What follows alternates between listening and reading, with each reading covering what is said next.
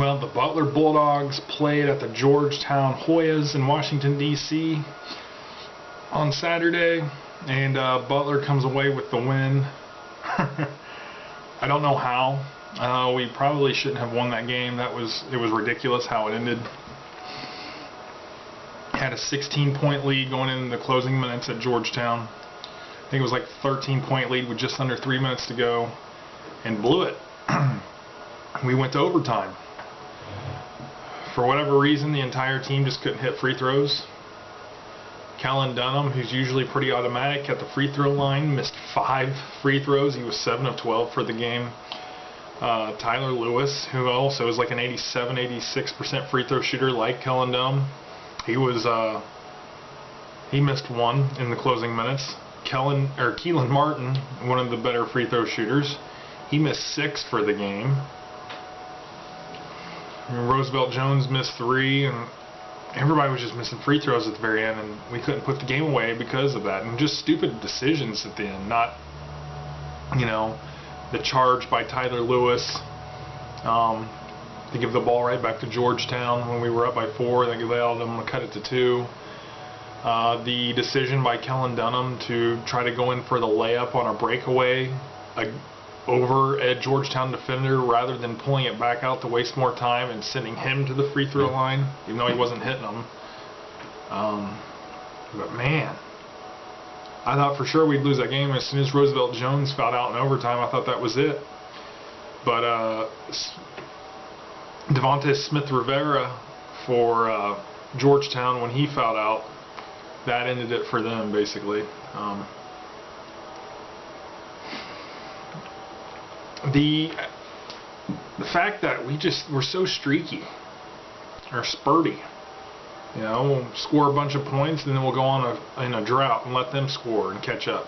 Then we'll score more points and get a big lead again, and then we'll stop scoring, and it's like we get away from our offensive game plan. Like we start to feel like we're content. We've got this game won, so we get away from our offensive game plan and try to force things or just take stupid shots, get too fancy, and it's just dumb. But we won the game, I guess. I think that's the only positive you can take from it. We won the game 19-9, 8-8 overall in the Big East. That helps us stay alive for the bubble, for an NCAA tournament at large berth. 29 points from Kellen Dunham in this game on 9 of 18 shooting. He was 4 of 8 behind the 3-point line. He added 5 rebounds and 2 assists. Roosevelt Jones, 18 points on 6 of 12 shooting. He added 4 rebounds and 2 assists. Keelan Martin, 18 points on 4 of 15 shooting. He added 7 rebounds, 3 assists, 3 steals, and 4 blocks, so a really big game for him. 8 points from Andrew Travis on 3 of 6 shooting. He was 2 of 2 behind the 3-point line.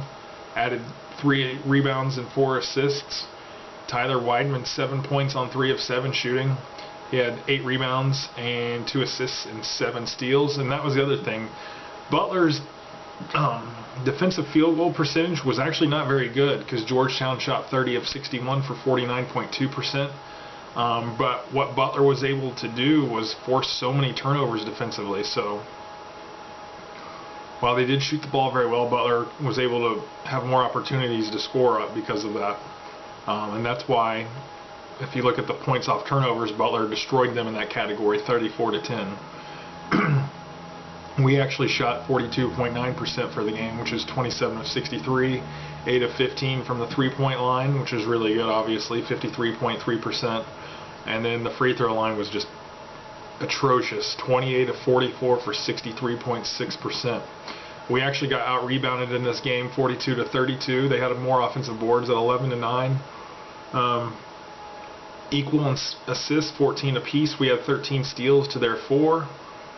And only 8 turnovers to their 23. Like I said, the turnovers, forcing all those turnovers is what won the game for us. That was we didn't really do a good job of keeping them from scoring at a high percentage, or shooting at a high percentage, but we were able to force a lot of turnovers, so that helped.